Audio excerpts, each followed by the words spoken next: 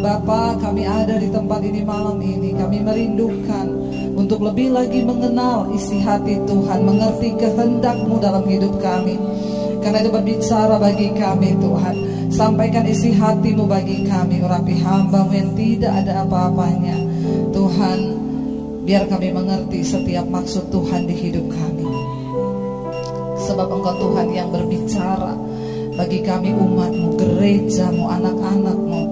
Biar kami menangkap apa yang Tuhan mau bagi kami hari-hari ini. Urapi hamba-Mu yang tidak ada apa-apanya, urapi setiap kami. Di dalam nama Yesus yang percaya Tuhan di tengah kita, memberkati kita. Mari katakan bersama. Amin, amin. Shalom. Bagaimana kabarnya hari ini? Luar biasa, karena kita punya Tuhan yang luar biasa. Iya, haleluya. Bapak Ibu, mari kita buka langsung saja Ayub pasal yang ke-23. Iya, kita buka bersama Ayub pasal yang ke-23. Kita baca mulai ayat yang pertama. Kalau kita lihat judul perikopnya di sana adalah Ayub ingin membela diri di hadapan Allah. Ya, berapa banyak kita ketika menghadapi masalah, kita membela diri di hadapan Tuhan. Ada yang berusaha membela diri ketika ada masalah. Tuhan, kenapa loh aku mengalami begini? Ada yang pernah begitu? Angkat tangan. Semua enggak pernah? Luar biasa ya, gak usah dengar khotbah lagi, pulang aja ya. Saudara, jujur loh ya, kita pernah gak mau membela diri di hadapan Tuhan? Sering ya. Itu baru ngaku sering ya. Ketika menghadapi masalah, Tuhan kenapa ya? Kenapa aku mengalami? Tuhan mengapa ya? Ayo kita baca bersama Ayub 23. Judul perikopnya Ayub ingin membela diri di hadapan Allah. Saya baca ayat yang pertama, saudara, yang kedua, dan seterusnya kita bergantian. Ayat yang pertama berkata, tetapi Ayub menjawab, 2,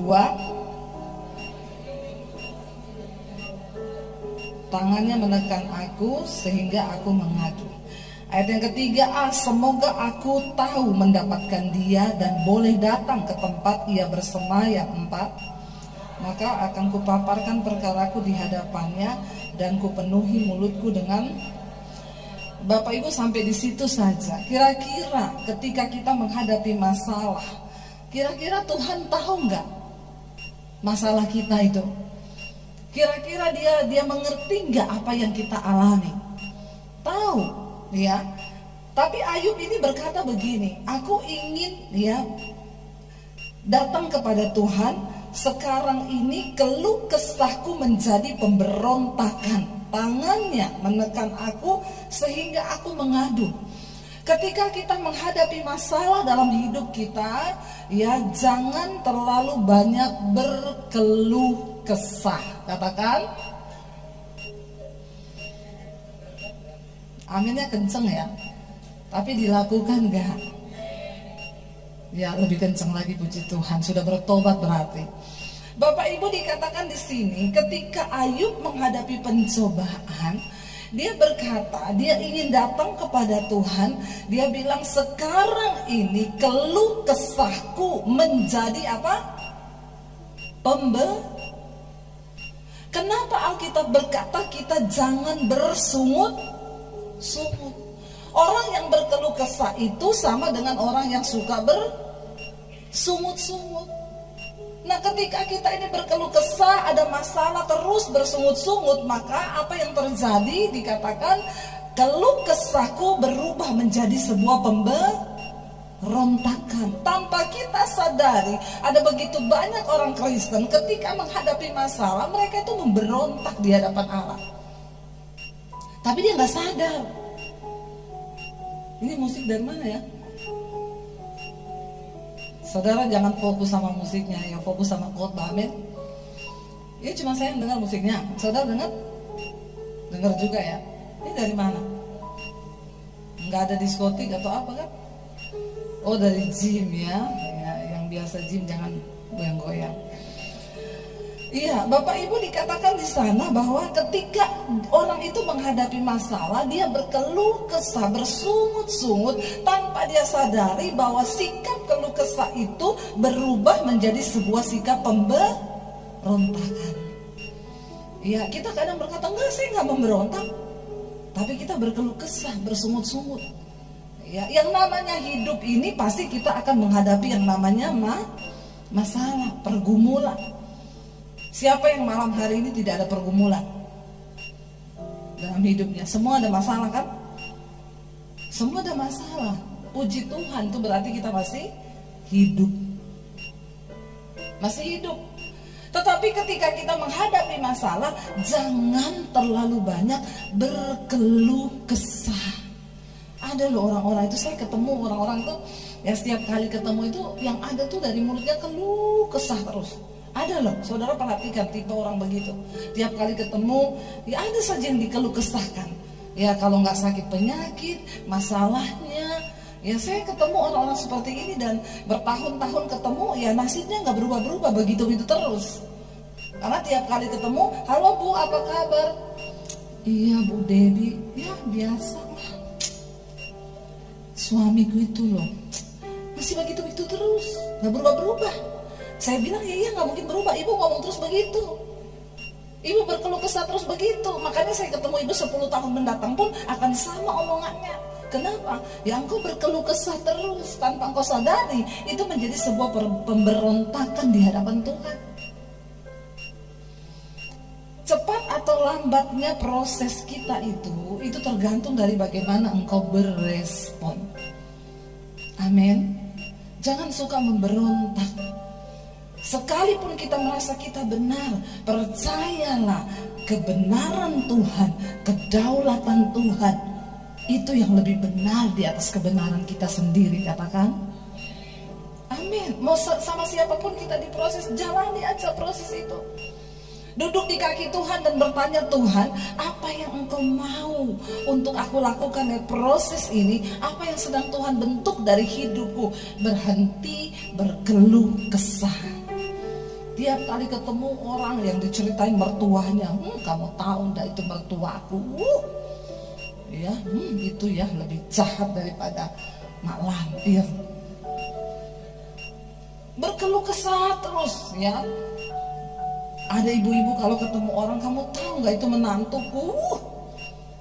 Saudara, ya mari kita belajar menjadi orang yang jalani proses. Kalau perlu orang datang nanya, gimana mertuamu?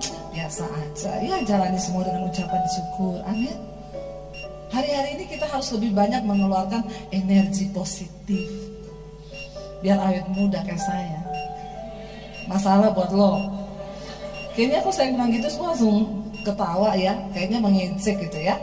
Tapi nggak apa-apa. Iya Bapak Ibu, kenapa dunia ini penuh dengan energi negatif? Kita ketemu orang, anak saya itu tiba-tiba ngomong ke saya berapa waktu yang lalu, Mam, jangan marah loh. Saya tanya, kenapa? Mami ngomong dulu jangan marah.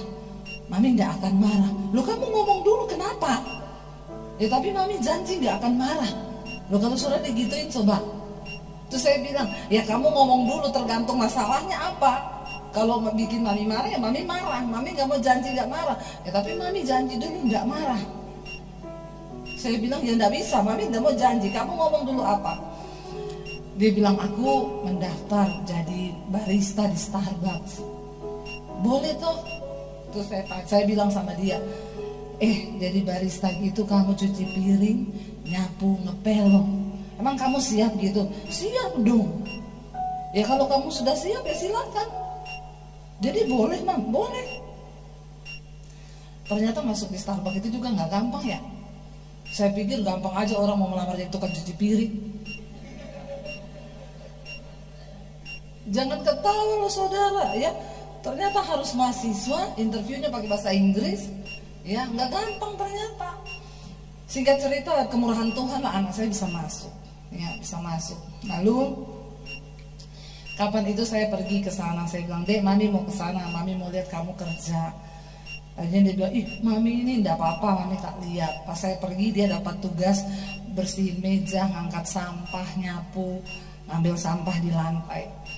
Ya dalam hati itu ya saya sedih, tapi ya suami saya bilang nggak apa-apa, biarin dia belajar, ya biar dia belajar kerasnya hidup. Dia cerita, Mam aku nih dapat closingan terus sampai jam 12 malam. Kebetulan di mall itu yang dia kerja itu ada live music sampai jam 12. Jadi anak saya jam 1 malam tuh kadang saya nggak bisa tidur, saya bilang sama suami, coba WA anak, WA si Karen dia lagi ngapain, udah tidur apa belum. Jam 1:30, 2 saya WA dia masih foto piring kotor, dia masih cuci piring. Ketawa loh, bukannya sedih. Sedih dong, sedih. Kadang saya tidak tega saudara, ya. Tapi saya bilang sama suami tidak apa-apa, ya biar dia belajar kerasnya kehidupan. Orang dulu saya waktu diusir dari rumah jadi Kristen, saya cuci baju, saya nyapu, saya ngepel di tempat kos ya untuk bisa dapat makan. Biar dia merasakan. Lalu saudara singkat cerita, ya beberapa makin kesini saya tanya sama dia, Dek kamu betah? Betah? Kamu menikmati? Iya aku menikmati. Ya dia mulai cerita teman-temannya, ya dia cerita ada yang gini, ada yang gitu. Tapi tiba-tiba dia cerita kepada saya beberapa waktu yang lalu ketika pulang, dia bilang, Mam, ternyata tuh ya orang-orang itu banyak kisah ya Mam. Teman-temanku yang kerja itu semua pada kalau lagi makan siang mereka ngobrol. Kata anak saya, temanku yang satu dia kerja karena mamanya sedang sakit dan dia udah gak punya papa, udah meninggal, dan dia harus bayar kuliah sendiri. Dan dia harus menanggung biaya mamanya yang berobat. Dia curhat kepada anak saya, gaji saya di sini tidak cukup untuk biayai mama saya berobat dan untuk bayar kuliahku. Lalu yang satu cerita, ya mamanya barusan kawin lagi, ya dia selalu dimarahin di rumah kalau dia pulang malam, diolok-olok sama mamanya sendiri. Lalu anak saya cerita kalau yang satu lagi begini, saya bilang sama anak saya, kamu lihat, ternyata di sekelilingmu itu ya saya bersyukur dia bisa, ya akhirnya yang tadinya kerjaannya, Mam minta uang ke salon, Mam mau pedicure, manicure, pret, ya sekarang waktu dia melamar kerja di sana, rambutnya harus disuruh warna hitam lagi, balik kukunya yang disambung-sambung itu dicopot semua. Tapi saya lebih senang melihat anak saya seperti itu. Ya terus dia bilang gini, aku kerja 9 jam sampai jam 2 pagi, dibayar berapa ratus ribu. Lalu dia bilang sama saya gini, aku baru menyadari ya Mam, aku dulu kalau minta uang mau ngafe ya 250 ribu, 300 ribu, ternyata dapat uang segitu, kerja sampai jam 2 malam, cuci piring, susah ya Mam cari uang. Sekarang dia banyak mikir, kalau mau beli apa mikir, ini aku kerja 9 jam loh, baru bisa dapat sekian.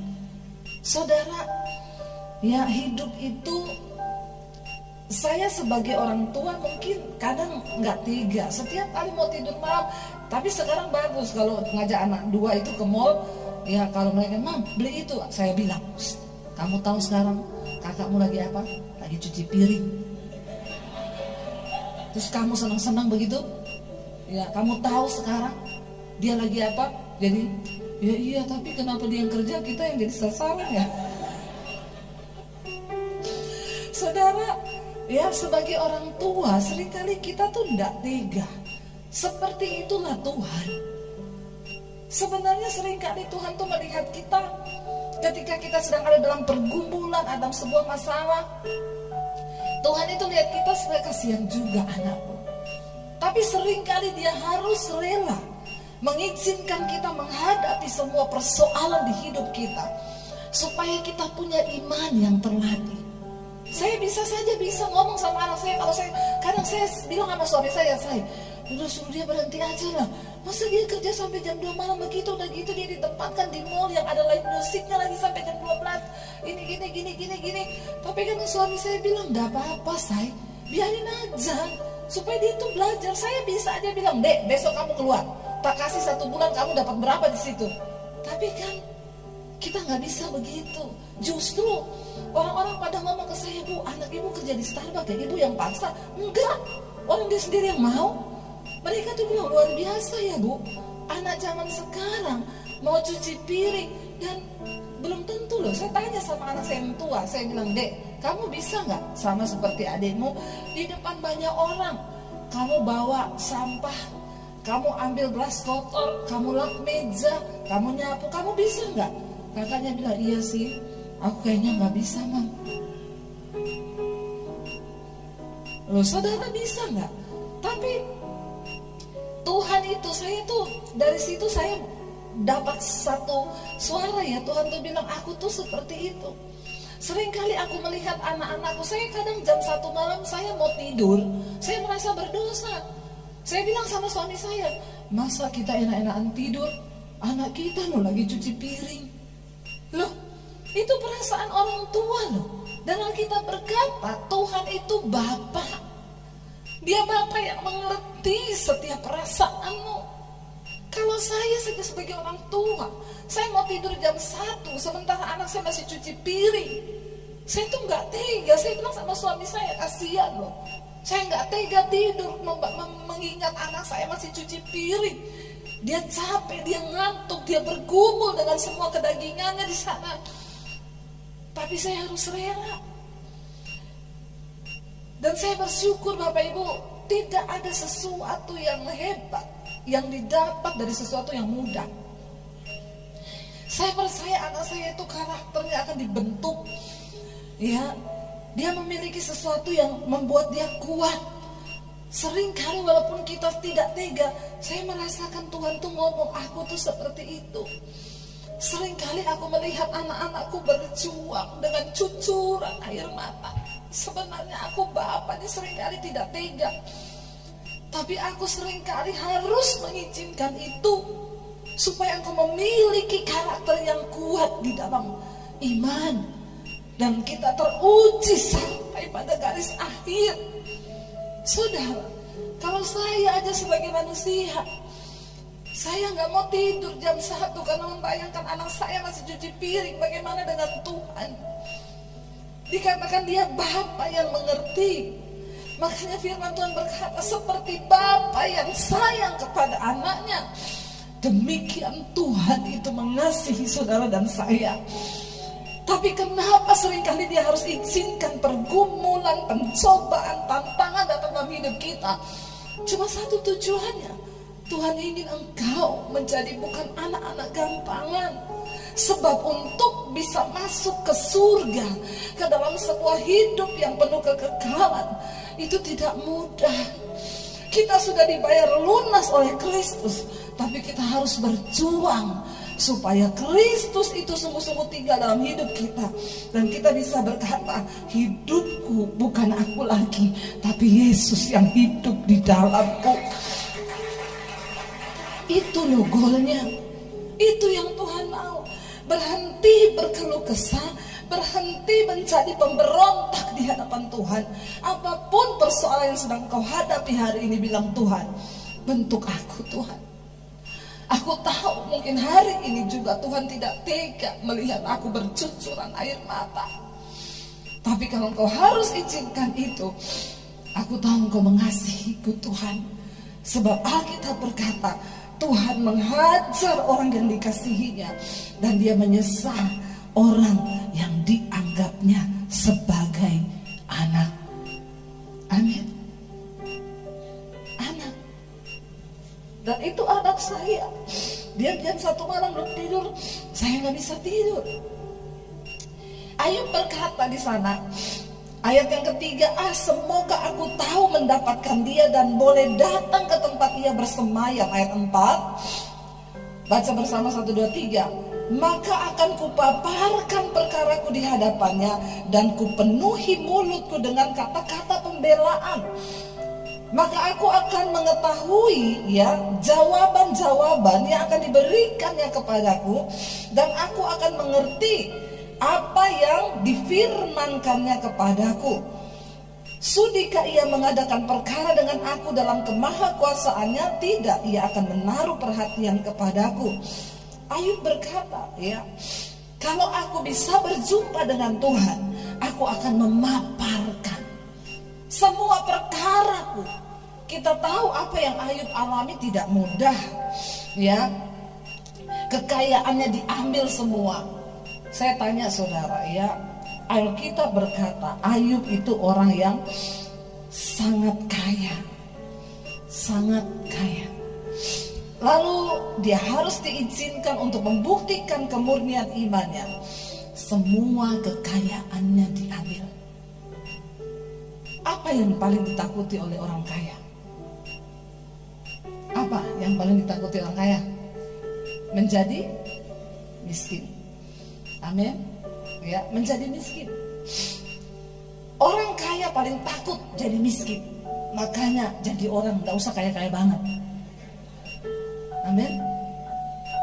Lebih enak hidup ini. Sebenarnya kaya itu bukan dosa. Yang jadi masalah kalau orang kaya nanti lifestyle-nya berubah. Dia menikmati semua yang baik.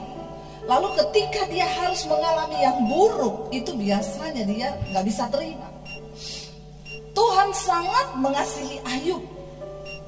Tuhan sangat mengasihi Ayub. Di dalam segala kekayaannya Tuhan mungkin tahu. Kan Tuhan yang paling tahu. Tuhan mungkin melihat Ayub ini hatinya sudah mulai terikat kepada kekayaannya. Itu Tuhan yang tahu. Makanya akhirnya diizinkan semua kekayaannya diambil. Coba Bapak Ibu, kalau kita renungkan sekarang, saya nggak usah tanya berapa kekayaan saudara. Ya, nggak usah saya tanya. Hari ini, kalau apa yang ada padamu diambil Tuhan, masihkah engkau mau memuji, menyembah, dan berkata Tuhan baik? Saya seringkali berpikir begitu loh. Saya seringkali menguji diri saya, Tuhan, kalau semua yang ada pada saya hari ini itu diambil seperti Ayub, ya, apakah aku ini masih mengasihimu, masih melayanimu dengan setulus hati? Itu harus menjadi pertanyaan bagi kita semua. Kalau semua yang ada pada kita diambil, ya, kita tuh sering kali dengar khotbah orang kaya yang, ya, di Alkitab orang kaya yang bodoh, anak muda yang kaya. Dia datang kepada Yesus bertanya, Tuhan, apa yang harus aku lakukan supaya aku masuk surga? Tuhan bilang, kasihi Tuhan Allahmu dengan segenap hatimu, kasih ayahmu, ibumu, kasih gini. Saya sudah melakukan semua itu. Apalagi Tuhan? Lalu Yesus berkata, kalau engkau ingin memperoleh kerajaan Allah, pulang, jual seluruh hartamu, lalu berikan itu kepada orang miskin dan ikut aku. Tapi dengan sangat menyesal orang itu pulang. Alkitab berkata karena apa? Karena hartanya banyak. Kita nggak usah bicara orang yang hartanya banyak. Saudara hari ini yang cuma punya motor 1. Lalu saudara dengar suara Tuhan, pulang, jual motormu.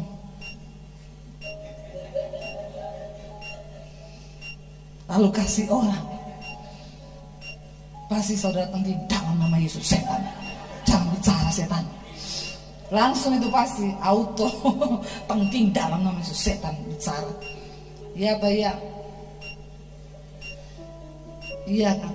Gak usah bicara. Kadang orang Kristen itu sok kalau ngomong itu loh cerita tentang orang kaya, akhirnya Yesus menyuruh karena hartanya banyak. Gak usah bilang yang hartanya banyak, yang cuma punya motor 1 disuruh pulang, jual motormu, kasih sama orang. Halo, amin apa ini?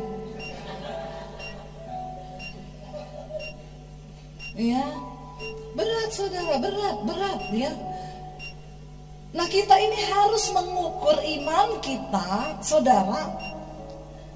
Nilai engkau mengasihi uang itu hati-hati ya. Yesus satu-satunya mensejajarkan dirinya itu dengan mamon. Dia bilang engkau tidak bisa mengabdi pada Allah dan pada mamon. Karena kalau engkau mengabdi pada mencintai salah satunya, engkau akan membenci yang salah satunya. Untuk bisa menjaga kasihmu kepada Tuhan, makanya engkau tuh harus banyak-banyak menabur. Langsung ditemping dalam nama Yesus. Biasa aja mukanya. Bilang amin dong. Aminnya pakai emosi. Begitu dengar menabur, gak ada yang langsung amin.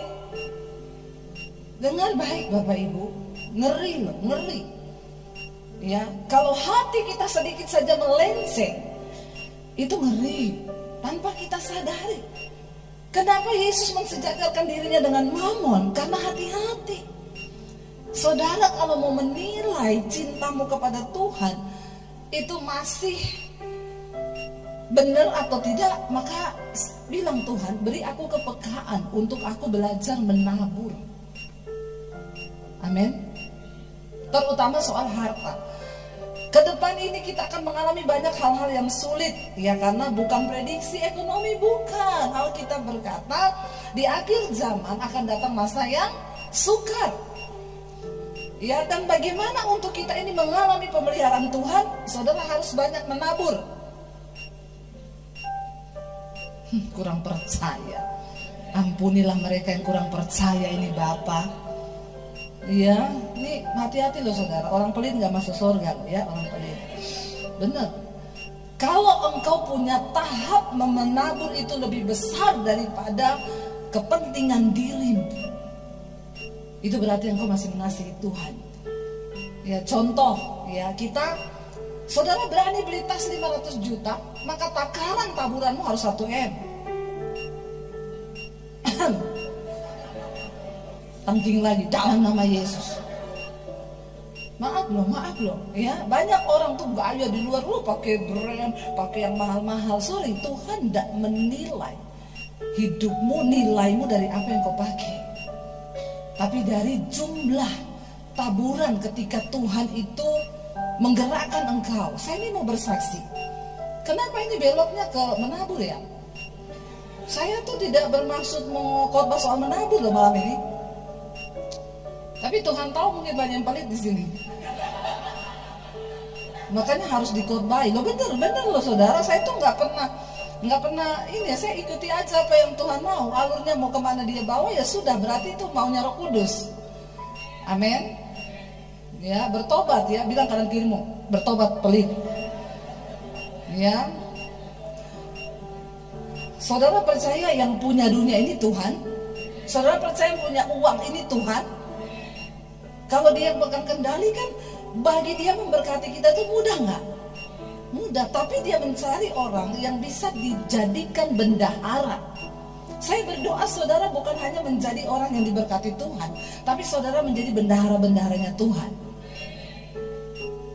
Saudara, saya ya beberapa waktu yang lalu kita pelayanan di Semarang, lalu saya ketemu seorang hamba Tuhan.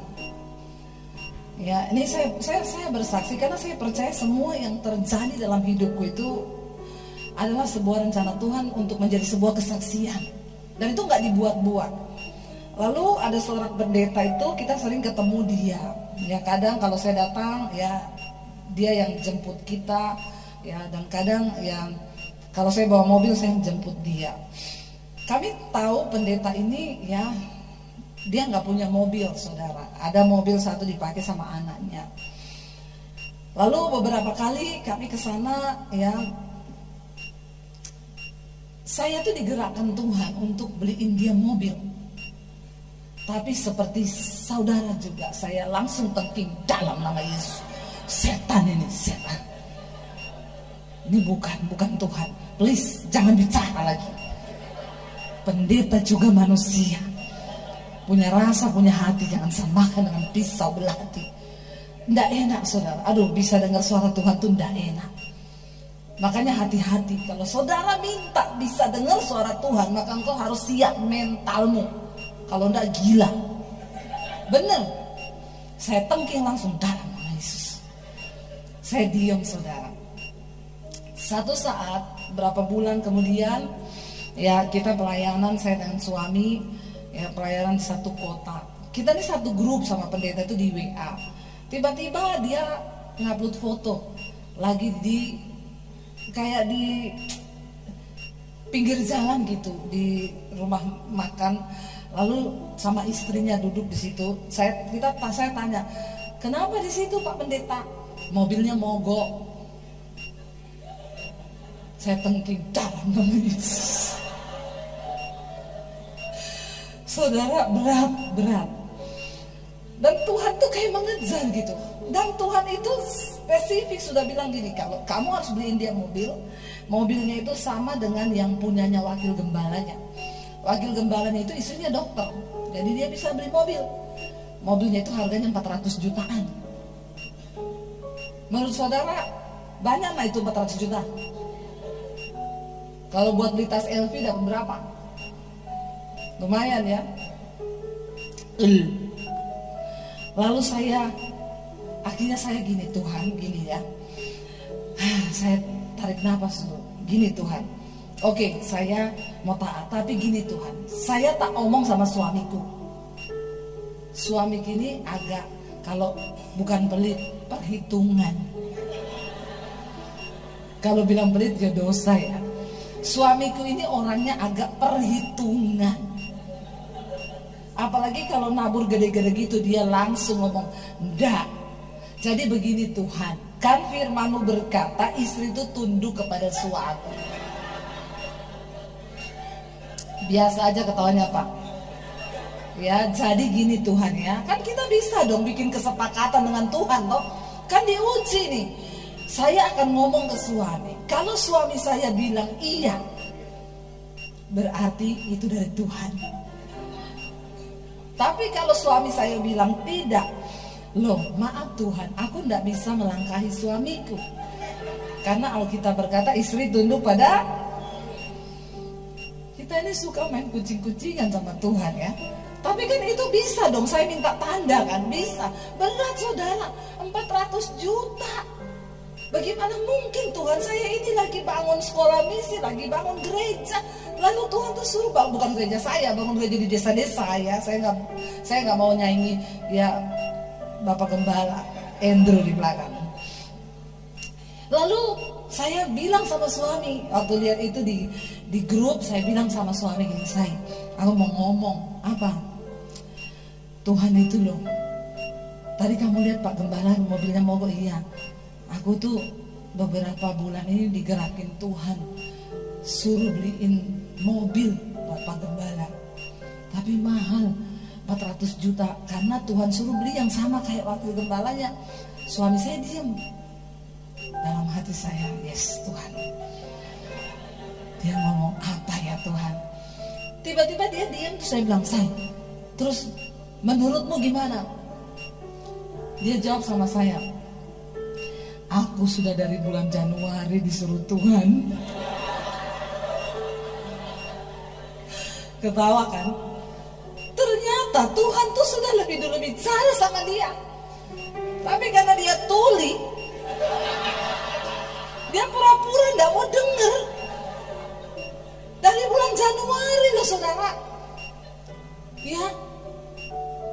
Dan saya bilang, ya ampun Tuhan, jadi iya, aku udah dari bulan Januari suara itu, tapi tak tengking terus.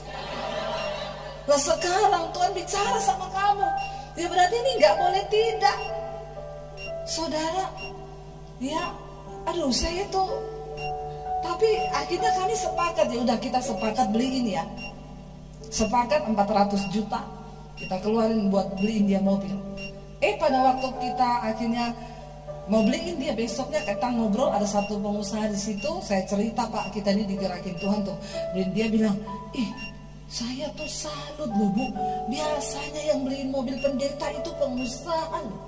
Baru kali ini ada pendeta beliin mobil pendeta loh. Loh, kalau Tuhan yang suruh. Maaf ya, yang pengusaha harusnya malu mendengar kesaksian saya ini. Maaf, malulah kau, malu.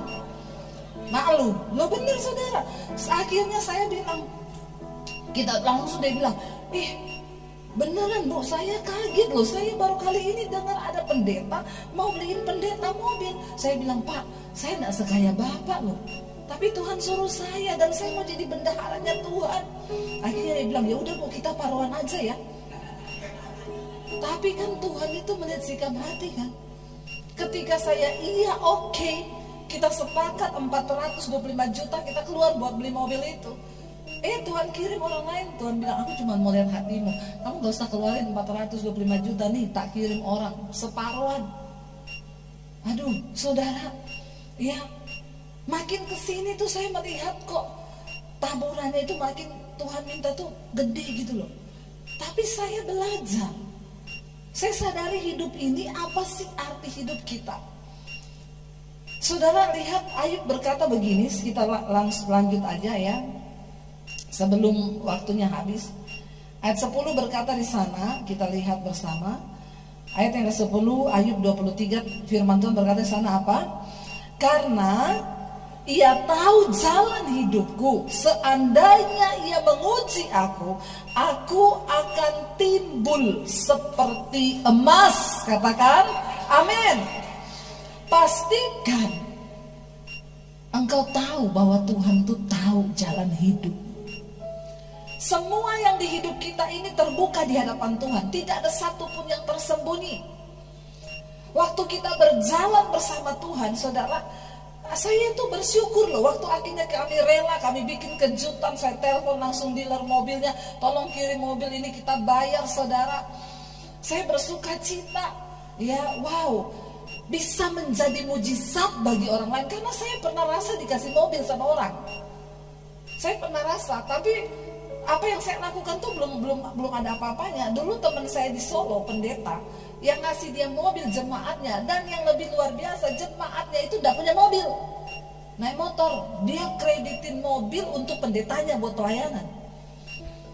Itu lebih hebat lagi. Saya nggak ada apa-apanya, saya masih bisa beli karena ada berkat. Tapi ini saudara, dia nggak punya mobil. Saya sih belum bisa seperti itu. Memang semua sesuai dengan kapasitas iman masing-masing. Ketika saya diuji, saya bilang, Tuhan, engkau tahu jalan hidupku. Dan ketika engkau menguji aku keluar seperti emas. Artinya apa, saudara? Tuhan itu gak pernah membiarkan engkau dicobai melampaui batas kekuatanmu. Tapi untuk menjadi sesuatu, saya itu bergumul tuh di dalam hati. Waktu saya bergumul sendiri menahan suara itu, Tuhan tuh ngomong gini, kamu itu kan bendaharaku ya. Kalau kamu punya bendahara, orang yang jadi bendahara, terus kamu perintahin dia, kamu tolong beliin mobil buat perusahaan saya ya sekian. Terus bendaharamu bilang gini, nggak mau, sayang amat nih, masa uang segitu buat beli mobil. Kira-kira saudara pecat gak dia? Ini kok saya suruh dia nggak mau ya, uang saya. Kenapa saya suruh kamu tahan itu? Saudara, saya itu dapat bayangan tuh seperti itu. Tuhan bilang, ya kalau kamu tuh mau jadi benar, taat. Saya lakukan itu. Saudara tahu apakah saya berkekurangan? Enggak. Tuhan semakin melipat gandakan berkat.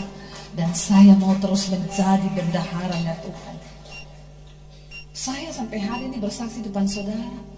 Saya beli tas 50 juta enggak berani, 30 juta enggak berani. Nggak berani. Kalaupun saya pakai yang mahal tuh karena dikasih orang. Tapi buat saya beli begitu, saya nggak berani. Karena saya pikir uang segitu berarti buat bangun satu pastori di desa itu sudah jadi. Tapi ukur cintamu kepada Tuhan itu sejauh mana.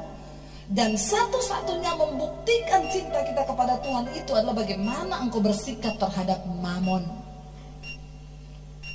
Mungkin Tuhan tahu Ayub ini dia kaya, dia diberkati, punya ternak banyak. Dalam waktu semalam habis semua kekayaannya. Dia mengalami kebakaran, ternaknya habis, hartanya habis.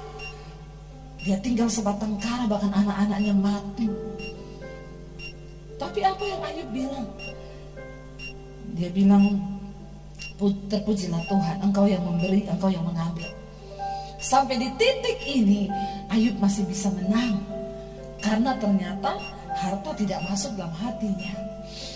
Tapi ketika akhirnya dia dicobai dengan tubuh sakit penyakit, di situ dia tidak tahan, saudara.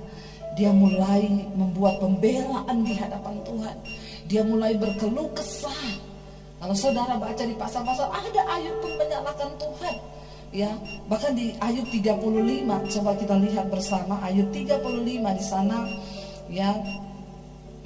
Ayub itu bersungut-sungut.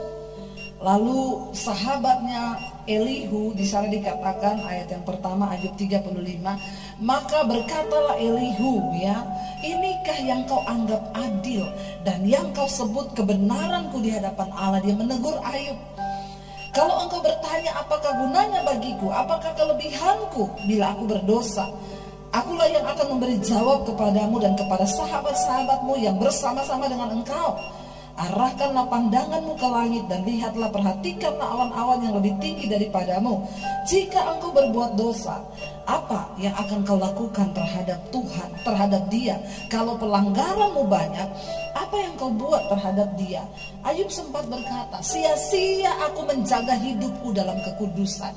Sia-sia aku ini bayar perpuluhan, aku bayar buah sulung, aku ini bayar gaji buruh tidak pernah terlambat, aku tidak bersinah, aku tidak meniduri pegawaiku. Ayub bilang, aku mempersembahkan korban tepat waktunya, korban sebelihan, korban bakaran, tidak ada satu pun yang kulewatkan. Tapi apa yang Tuhan buat kepadaku?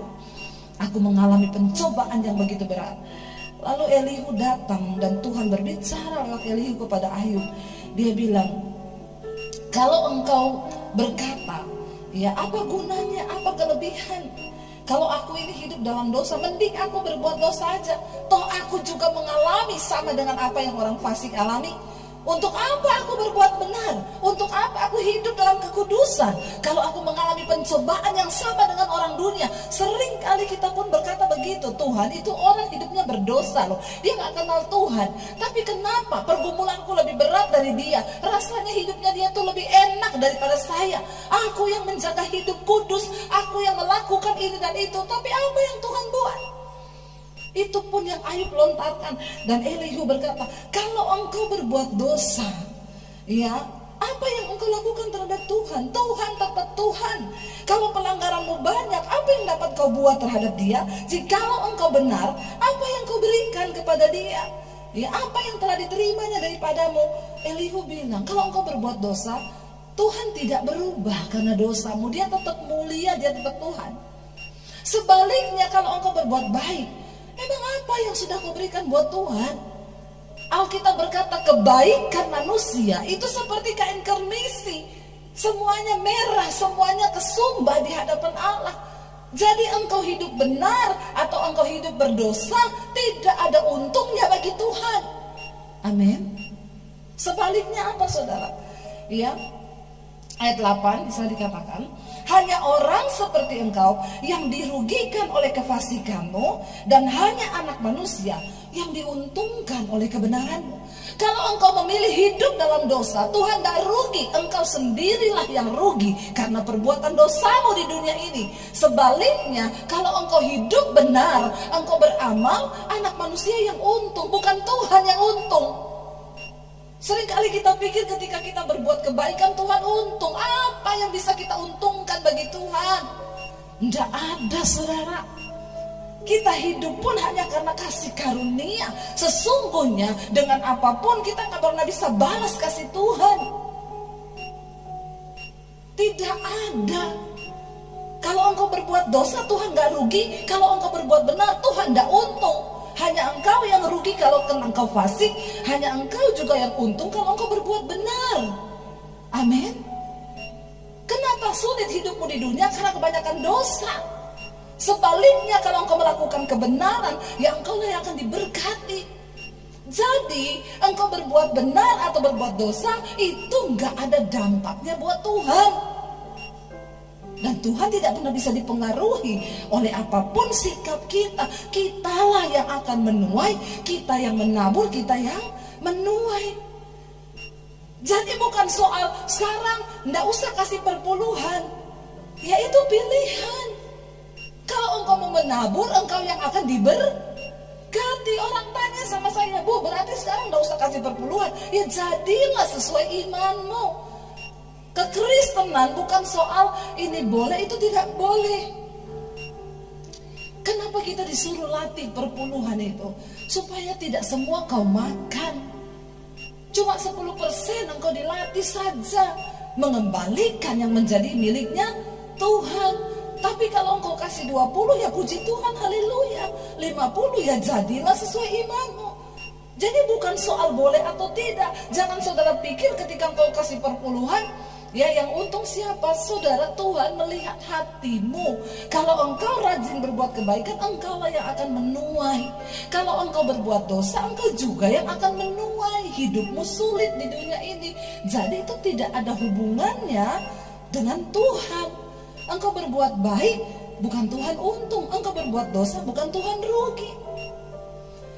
Mari kita mengerti maksud Tuhan di dalam setiap persoalan di hidup kita. Ya, biarlah kita juga mau berkata seperti Ayub berkata. Kita mau bilang di hadapan Tuhan seperti Ayub bilang, Engkau tahu jalan hidupku. Dan kalau Engkau menguji aku pasti akan keluar seperti emas yang dimurnikan. Emas dimurnikan tuh tidak enak. Kenapa Ayub bilang emas yang dimurnikan? Emas itu kalau dimurnikan dia dimasukin dalam dapur api. Makin tinggi pemanasannya, semakin murni emas itu. Amin Bapak Ibu. Mari kita menyadari ketika engkau lagi diproses Tuhan, jangan berbantah, jangan berkeluh kesah. Tidak usah membela diri di hadapan Tuhan. Aku mau bela perkaraku. Bagaimana kebenaran kita di hadapan Tuhan? Tuh kita ini tidak ada yang benar. Tuhanlah yang benar. Kalau kita diuji hari ini, itu pasti karena Tuhan punya rencana atas hidup kita. Tidak ada satupun orang yang bisa masuk dalam kerajaan sorga tanpa melalui ujian dan tempaan. Tapi ingat, seperti saya melihat anak saya, demikianlah mata Tuhan melihat engkau. Allah menguji orang benar, dan Tuhan tidak meninggalkan dia, kata firman Tuhan. Sampai akhirnya golnya Ayub, apa tujuan Tuhan dari semua ujian yang dia alami? Tuhan kembalikan berlipat kali ganda, hartanya dikembalikan berlipat kali ganda, anak-anaknya dikembalikan, dia melahirkan anak-anak yang lebih cakep daripada yang sebelumnya. Sampai Ayub berkata begini, dulu cuma dari kata orang aku mendengar tentang Tuhan, tapi sekarang mataku sendiri yang melihat Tuhan berperkara atas hidupku. Jadi sesungguhnya selama ini Ayub diberkati, Ayub sudah mengalami banyak berkat. Dia melakukan kewajiban keagamaannya, bukan didasari dari pengenalan pribadinya dengan Tuhan.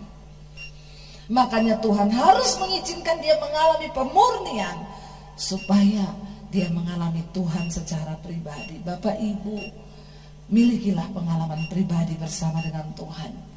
Jadikan setiap momen dari pergumulan hidupmu, tekananmu itu menjadi sebuah kesempatan untuk engkau lebih mengenal siapa Tuhanmu. Supaya bukan dari kata orang saja, tapi sekarang mataku sendiri yang melihat dia. Saya berdoa supaya setiap kita malam ini memiliki pengalaman pribadi bersama dengan Tuhan. Supaya satu saat ketika dia datang, saudara, dia temui ada iman di dalam hidupmu. Waktu Yesus datang kembali kedua, dia bilang gini, ketika aku datang kembali ke dunia ini, apakah ada iman yang aku dapati? Semua akan diuji, dan Alkitab bilang banyak yang akan murtad. Orang-orang yang murtad adalah mereka yang tidak pernah mengalami Tuhan secara pribadi. Biar kita semua memiliki pengalaman pribadi dengan Tuhan. Biar kita mau berkata, Tuhan uji kami Tuhan. Sekalipun berat, kami percaya bahwa Tuhan tidak pernah meninggalkan orang-orang yang sungguh-sungguh berseru kepada Tuhan. Kami mau sungguh-sungguh percaya bahwa setiap proses yang Tuhan izinkan terjadi di hidup kami, itu akan membawa kebaikan di dalam hidup kami. Tuhan, Engkau Tuhan yang turut bekerja dalam segala perkara untuk mendatangkan kebaikan di hidup kami.